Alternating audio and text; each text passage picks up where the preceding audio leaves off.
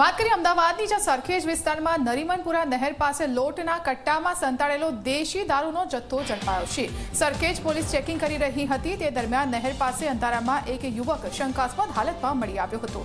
પોલીસે પૂછપરછ કરતા અજય ચુનારા નામના શખ્સે દેશી દારૂ સંતાડ્યો હોવાની કબૂલાત કરી।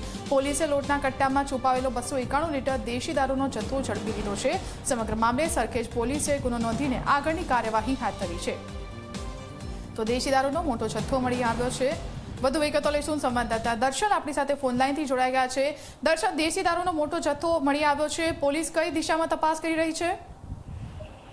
જી, ભાવનગરમાં જે પ્રકારે લઠાકાંડ સામે આવ્યો એ બાદ રાજ્યના પોલીસ વડાએ રાજ્યની અંદર તમામ પોલીસને દારૂ અંગે કાર્યવાહી કરવા માટે આદેશ આપ્યા હતા અને ત્યારથી એ દારૂ સામેની એ કાર્યવાહી પોલીસની જોવા મળી, જેમાં ગત રોજ પણ અમદાવાદની અંદર જે કાર્યવાહી કરવામાં આવી પોલીસ દ્વારા, જેમાં સરખેજ પોલીસે જે લોટના કટ્ટામાં છુપાયેલો દારૂ જે છે એ ઝડપી પાડ્યો છે। સરખેજ પોલીસે જ્યારે ચેકિંગ હાથ ધર્યું હતું ત્યારે જે નરીમનપુરા એ નહેર કહેવાય છે તેની પાસે આ ચેકિંગ દરમિયાન અંધારામાં એક યુવક મળી આવ્યો હતો અને તેને આ દેશી દારૂ એ સંતાડ્યો હતો। એ પણ એ લોટના કટ્ટામાં જેથી કરીને એ પકડાય નહીં, કોઈને ખ્યાલ ના આવે, પરંતુ પોલીસની સામે તેની આ એક કરતૂત ન ચાલી અને 291 લીટર દેશી દારૂ સાથે એ અજય ચુનારા નામના શખ્સની એ પોલીસે ધરપકડ કરી છે અને કાર્યવાહી કરી છે। અને સાથે પોલીસ એ પણ તપાસ કરી રહી છે કે આ દારૂ એ ક્યાંથી લાવ્યો હતો, ક્યાં લઈ જવાનો હતો, કોને આપવાનો હતો, જેથી કરીને એ લોકો સામે પણ એક કાર્યવાહી કરી શકે। આ પ્રમાણે કાર્યવાહી એક પોલીસ પ્રક્રિયા જે છે જોવા મળી રહી છે અને સતત